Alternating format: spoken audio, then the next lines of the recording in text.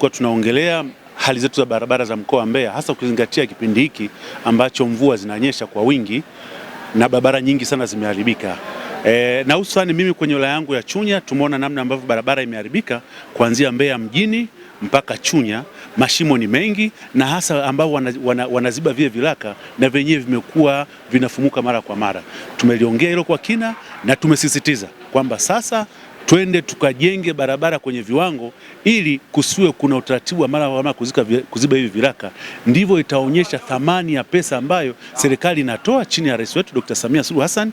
Tumekuwa tunampigia kelele, anatupatia fedha, lakini kwa namna ambavyo uzibaji na utenzaji wa hivi viraka ambao unafanyika umekuwa hauna tija kwa wananchi. Lakini kana kwamba itoshi, tunafahamu kwamba barabara yetu kutoka Makongorosi kwenda Rungwa ni barabara ya kiwango cha changarawe, imekuwa inaharibika hasa kwa kipindi hiki ambacho ni cha mvua zinazoendelea, na tumemwambia na kuishauri serikali iendelee kuweka nguvu kuhakikisha kwamba barabara inajengewa na kutengenezwa vizuri kwa kipindi hiki ili kusiwe kuna changamoto yoyote ya watu kukwama au kushindwa kupita vizuri, na tumeelekeza kwamba madaraja au maeneo ambako maji yanakatisha waweze kuweka madaraja makubwa ili barabara iweze kupitika vizuri. Lakini kubwa zaidi ambayo tumeendelea kuliomba na tumeendelea kusisitiza kwenye kikao hiki cha bodi ya mfuko wa barabara ni kwenda kuwa na kipaumbele cha kimkoa, barabara ya lami kuweza kuunganisha mkoa wa Mbeya, Tabora pamoja na Singida, barabara ambayo inaanzia Makongorosi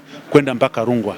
Tukiweza kufanikisha hili, maana yake tunaenda kufungua mkoa wa Nyanda za Juu Kusini pamoja na mikoa ya Nyanda za Kati pamoja na mikoa ya Kanda ya Ziwa kupitia barabara ya Makongorosi mpaka Rungwa. Lakini kana kwamba haijatosha, tumezungumza pia kasi ya ujenzi iende kuendelea kuwa kubwa, barabara ya njia 4 kuanzia Nsalaga mpaka Ifisi, lakini barabara ya kiuchumi kwenye lango la Sadik kuanzia Igawa mpaka Tunduma. Bila kufanya hivyo, barabara zetu hizi zitaendelea kuwa changamoto. Lakini bypass tutaweza kujenga hapa barabara za njia 4 zikapitika vizuri, lakini namna ya kuwaondoa maroli katikati ya mji ni kujenga bypass ambayo itaanzia kwa maana Nsalaga kwenda mpaka Songwe, maroli yatashindwa kupita katikati ya mji. Hiyo ndio itakuwa suluhisho la kudumu kwenye barabara zetu hizi za mkoa wa Mbeya.